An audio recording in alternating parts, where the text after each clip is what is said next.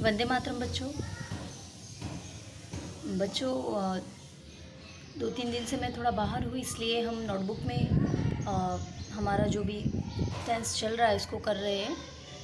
1-2 दिन बाद हमारे रेगुलर जो जैसे लेक्चर चल रहे थे वैसे फिर से स्टार्ट हो जाएंगे, so don't worry about it.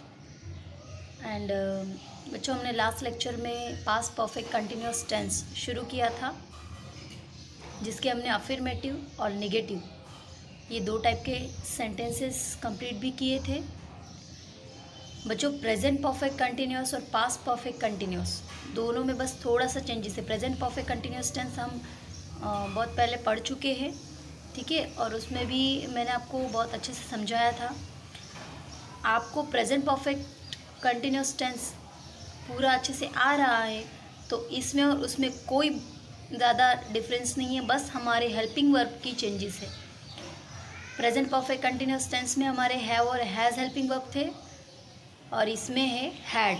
उसमें तो हमें 2 में से एक डिसाइड करना था कि भाई सिंगुलर है तो हैज़ आएगा या प्लूरल है तो हैव आएगा, और कंटिन्यूअस है तो हैव बीन, हैज़ बीन, उसके साथ मेन वर्ब की आईएनजी वाली फॉर्म, ठीक है। और उसकी जगह ये पास्ट परफेक्ट कंटिन्यूअस में क्या है, इसमें कंपलसरी सिंगुलर हो या प्लूरल हो, हेल्पिंग वर्ब एक ही आती है, वो है हैड। बस एक ही हेल्पिंग वर्ब का इस्तेमाल हमें इसमें करना है, ठीक है। तो इसमें वो एक कन्फ्यूजन भी नहीं रहेगा कि भाई दोनों में से कौन सा आएगा, बस ये एक ही हेल्पिंग वर्ब इसमें आती है, ठीक है। और परफेक्ट कंटिन्यूअस है, ठीक है, पास्ट परफेक्ट कंटिन्यूअस है, इसलिए हैड बीन प्लस आईएनजी वाला। कंटिन्यू जहाँ पे भी आता है वहाँ पे मेन वर्ब की आईएनजी वाली फॉर्म आती है, ये मैं आपको बहुत बार बता चुकी हूँ, ठीक है। हर बार ये छोटी छोटी चीज़ें रिपीट करने का एक ही तात्पर्य होता है कि आपको हर बार अगर कोई कन्फ्यूजन रह गया हो तो वो अगली बार में क्लियर हो जाए, ठीक है, आपके माइंड में कोई भी कन्फ्यूजन ना रहे, इसलिए हम ये छोटी छोटी चीज़ें क्लियर करते हैं। देखते हैं बच्चों, इंट्रोगेटिव सेंटेंस में जैसे कि मैं आपको पहले बहुत बार बता चुकी हूँ कि हमारे कोई भी इंट्रोगेटिव सेंटेंस हम बनाते हैं तो हम हमेशा हेल्पिंग वर्ब जो है उसको वाक्य की शुरुआत में लिखते हैं, सब्जेक्ट के आगे। नॉर्मली हमारी हेल्पिंग वर्ब सब्जेक्ट के बाद आती है, लेकिन जब भी इंट्रोगेटिव प्रश्नार्थ सूचक वाक्य बनाना होता है तो हेल्पिंग वर्ब आगे आ जाती है, फिर वो एमिज़ हो, वॉज वेयर हो, हैव हैज़ हो, हैड हो या फिर डिड हो, कोई भी हो, ठीक है, डू हो, डज हो, डिड हो, कोई भी हो, ठीक है। तो ये हमारी पास्ट परफेक्ट कंटिन्यूअस टेंस की इंट्रोगेटिव है, तो इसमें हमने हैड आगे ले लिया, उसके बाद सब्जेक्ट बिन, मेन वर्ब की फर्स्ट फॉर्म के साथ आईएनजी, मतलब इसको आप V4 भी कह सकते हो, और ऑब्जेक्ट के साथ सीन्स या फोर, ठीक है। सीन्स या फोर ये हमने प्रेजेंट परफेक्ट कंटिन्यूअस में भी इसका इस्तेमाल किया था और इसमें भी आएगा। क्यों? क्योंकि सीन्स और फोर किसी समय को दर्शाते, फिर वो निश्चित या हो अनिश्चित, ठीक है। अगर कोई निश्चित समय दिया है कि भाई 2006 से 2010 से, ठीक है, 11 बजे से, सुबह से, दोपहर से, 4 बजे से, 4 तारीख से, 4 अप्रैल से, ऐसा कुछ निश्चित समय दिया है तो सीन्स आता है।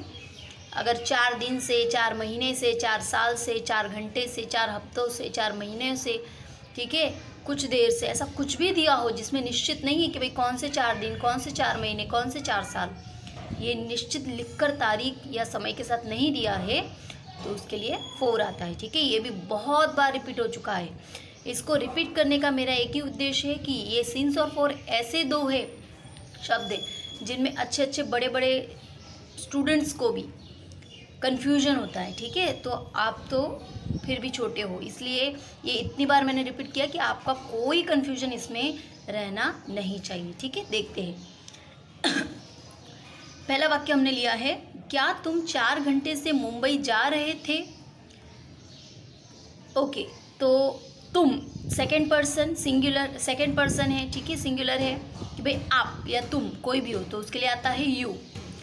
अब हेल्पिंग वर्ब तो मैंने कहा कि भाई कंपलसरी एक ही आएगी, हैड, तो हैड आगे आ गई, हेल्पिंग वर्ब प्रश्नार्थ सूचक है, इसलिए had you bin, main verb की 4th फॉर्म लेनी आईएनजी वाली, तो जाना हमारी मेन वर्ब आती है, तो जाने के लिए गो के साथ लगा I N G, going, Mumbai for 4 hours, 4 घंटे दिए हैं ना, कौन से 4 घंटे, ये पक्का कहा है क्या?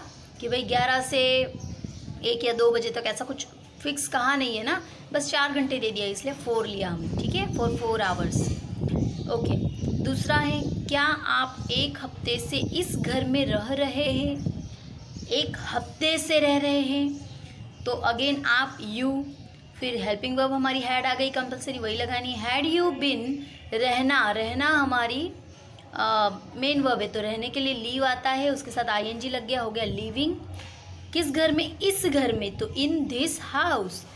कब से? 1 हफ्ते से। कौन सा 1 हफ्ता दिया है क्या फिक्स? नहीं, कोई भी 1 हफ्ता हो सकता है ना, तो अनिश्चित है, तो इसलिए 4 लगाया, और 1 हफ्ते के लिए 1 वीक, क्वेश्चन मार्क, ठीक है। Had you been living in this house for 1 week? Clear. अगला देखते हैं, क्या आप आधे घंटे से खाना बना रहे थे? ठीक है, इसमें थे, यहाँ हे बोला मैंने, लेकिन थे क्योंकि हे, ही, हाँ ऐसे शब्द तो वर्तमान में आते हैं। ये थे, था, थी, रहे थे, जा रहे थे, ऐसे सारे पास्ट के हैं। क्या आप आधे घंटे से खाना बना रहे थे? ओके, अगेन हेल्पिंग वर्ब आ गई हमारी हैड, आप यू, बिन, बनाना, बनाना के लिए क्या आता है? मेकिंग, ठीक है। आप यहाँ पे प्रिपेयरिंग भी, कि भाई तैयार कर रहे थे खाना, तो प्रिपेयरिंग भी ले सकते, लेकिन खाना बना रहे थे, हमने मेकिंग लिया। मेक के साथ लगाया एनजी, मेकिंग। क्या? तो खाना, इसलिए फूड आया। अब यहाँ पे 4 लगाया, क्योंकि आधा घंटा, कौन सा आधा घंटा निश्चित नहीं दिया है ना, कोई भी आधा घंटा हो सकता है, इसलिए 4 हाफ एन आवर, ठीक है, question mark. Had you been making food for half an hour, question mark. Clear हुआ? बस हमें अफर्मेटिव, और इसमें क्या चेंजेस है? सब्जेक्ट के बाद हैड था अफर्मेटिव में, इसमें सब्जेक्ट के आगे हैड है, बस जैसे हमने वो किया था सेम टू सेम वैसे। ओके, अब इंट्रोगेटिव हो गया। हर बार की तरह आपको पता है इंट्रोगेटिव और डबल इंट्रोगेटिव में कुछ ज़्यादा फ़र्क होता है क्या? नहीं, बस फ़र्क क्या होता है? WH फैमिली आगे जुड़ जाती है बस, और बाकी का हमारा स्ट्रक्चर सेम टू सेम रहता है। Had, subject, been, main verb की 4th form, object since 4। Had, subject, been, main verb की 4th form, object since 4। Clear? बस WH फैमिली आगे जुड़ गई। देखते हैं, तुम 4 घंटे से गाड़ी क्यों चला रहे थे? तुम 4 घंटे से मुंबई जा रहे थे, ये वाला लिया था हमने। उसी तरह का दूसरा लिया है कि भाई तुम 4 घंटे से गाड़ी चला रहे थे। क्या तुम 4 घंटे से गाड़ी चला रहे थे? तो इंट्रोगेटिव हो जाता कि भाई क्यों चला रहे थे, तो डबल इंट्रोगेटिव, ठीक है। WH वाक्य ना, क्यों, वाई जुड़ गया ना क्यों के लिए, इसलिए डबल इंट्रोगेटिव हो गया। तो कैसे बना? बस डबल इंट्रोगेटिव में WH आगे जुड़ जाता है, बाकी तो सेम, जैसे कि हैड आगे आना है तो वो आएगा ही। वाई, हेल्पिंग वर्ब हैड, तुम, यू, बिन, ड्राइव करना, चलाना, चलाने को कहते हैं ड्राइव, ड्राइव के साथ आईएनजी लग गया, ड्राइविंग अ कार, गाड़ी, ठीक है। अब 4 आवर दिया है, 4 घंटे, तो कौन से 4 घंटे फिक्स नहीं दिया है, इसलिए 4 आवर, ठीक है, कौन निश्चित नहीं है इसलिए यूज़ किया 4, क्वेश्चन मार्क, ठीक है। Why had you been driving a car for 4 hour, same to same structure use किया है, बस इसमें क्यों का जो वाई आता है वो आगे आ गया।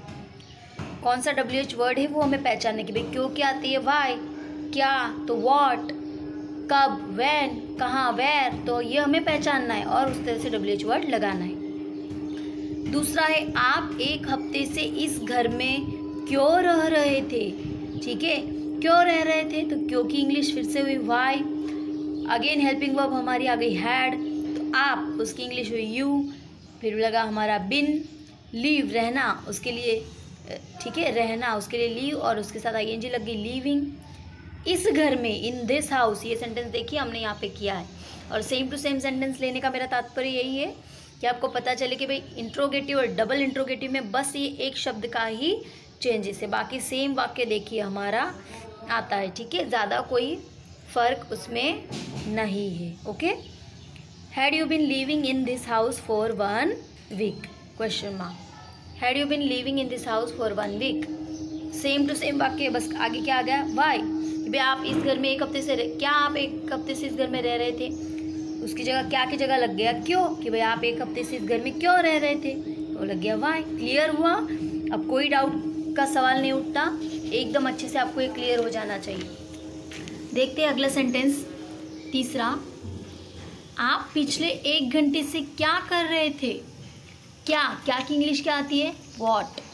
फिर अगेन हमारा हेल्पिंग वर्ब हैड, आप, तो यू सब्जेक्ट हमारा, फिर लगी बिन, और करना हमारी मेन वर्ब है तो उसका होता है डू के साथ आईएनजी लग गया, डूइंग। अब भाई कौन सा 1 घंटा, पिछला 1 घंटा, तो पिछला कौन सा 1 घंटा दिया नहीं है ना, कौन सा पिछला 1 घंटा ये निश्चित नहीं है। समय निश्चित दिया होता है तभी हम कह सकते हैं कि भाई 5 बजे से, 6 बजे से, सुबह से, दोपहर से, तभी हम उसको निश्चित कह सकते हैं। ठीक है, पिछला कौन सा 1 घंटा नहीं दिया है, इसलिए अगेन हमने लगाया फॉर द लास्ट 1 आवर। ठीक है, अगर इसमें हम पिछला निकाल भी दें, ठीक है, तो आप 1 घंटे से क्या कर रहे थे, what had you been doing for 1 hour, इतना आएगा। क्लियर है?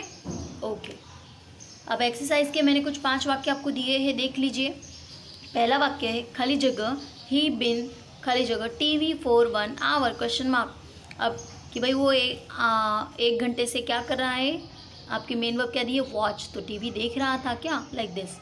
ठीक है, क्या वो 1 घंटे से टीवी देख रहा था, तो आपको क्या लगाना है, हेल्पिंग वर्ब कंपलसरी, हमें पता है कि भाई क्या लगानी है, हैड ही लगानी है, इसमें दूसरी कोई हेल्पिंग वर्ब लगानी नहीं है।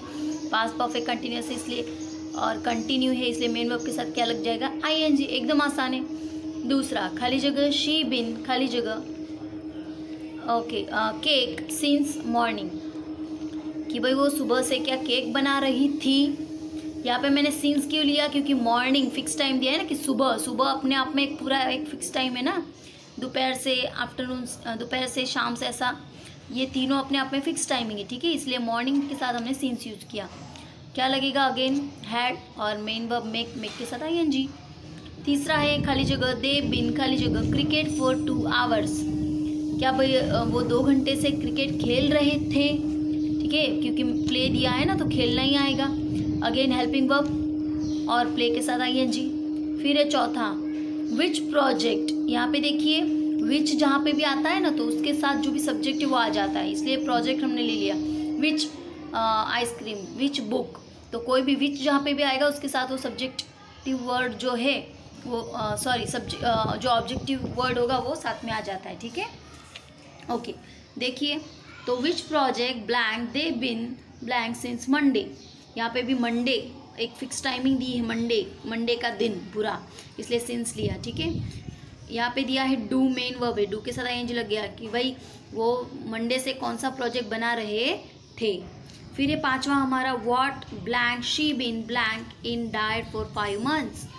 ठीक है, कि भाई वो 5 महीने से अपनी डाइट में क्या ले रही है या फिर क्या खा रही है। तो अगेन हेल्पिंग वर्ब आपकी फिक्स जो है वो लगानी है, हैड, फिर ईट के साथ आईएनजी फॉर्म लगाना है। क्लियर हुआ? एकदम आसान है, आप इतना करिए, कोई कन्फ्यूजन नहीं होना चाहिए।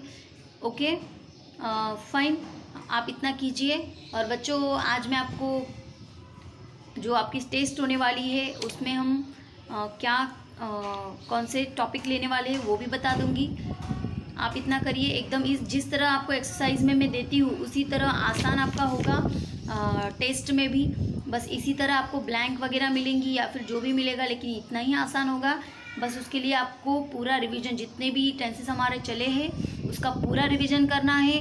बिल्कुल मुश्किल नहीं है, मैं हर एक आपको जो भी टेंस पढ़ाती हूँ उसमें जो भी पढ़ाया हुआ है उसी के अकॉर्डिंग आपको एक्सरसाइज देती हूँ, और उसी के अकॉर्डिंग आपको टेस्ट में भी पूछा जाएगा। तो आप अच्छे से पढ़ाई करिएगा और अच्छे से टेस्ट दीजिएगा। ओके, वंदे मातरम, धन्यवाद।